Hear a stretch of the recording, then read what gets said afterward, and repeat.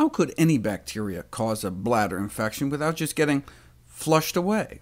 Literally.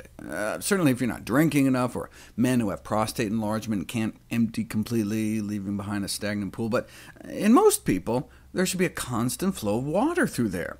Well, bladder infection-causing E. coli evolved these finger-like projections that they use to stick to the walls of the bladder so they don't get washed away. Almost 30 years ago now, it was demonstrated that if you drip cranberry juice on E. coli, they don't stick as well.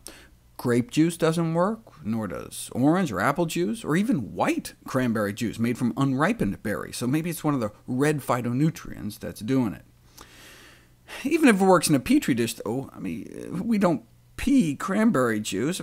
How do we know that the anti-adherence phytonutrients in cranberries are even absorbed through the gut so they make it into the bladder?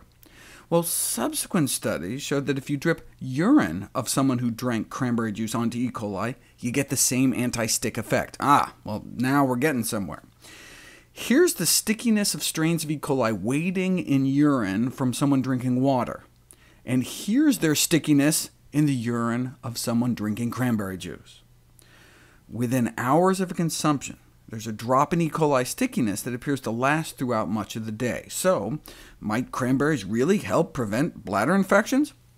Well, the best way to prevent infections is to not get infected in the first place, which may involve the avoidance of chicken, as I've already discussed, so you're not constantly reinfecting yourself. But if that doesn't work, if your gut remains stubbornly colonized with these bad bladder bugs, various tested cranberry products appear to reduce the recurrence of bladder infections by about 35%.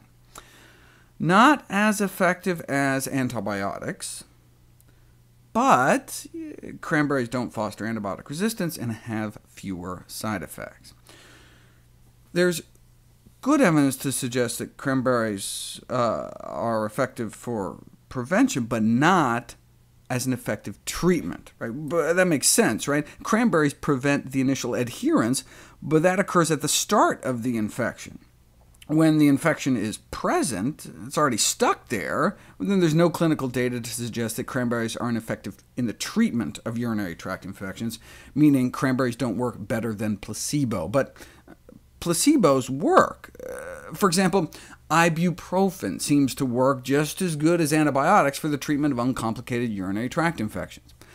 Now, some people you really do need to treat with antibiotics: pregnant women, children, men, those with kidney infections, systemic symptoms like nausea and vomiting. But for most healthy women, bladder infections just go away on their own without antibiotics.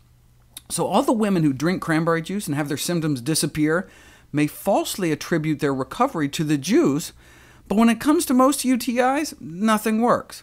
Nothing, in fact, actually works, leading doctors to try to figure out how they can harness the placebo effect for themselves.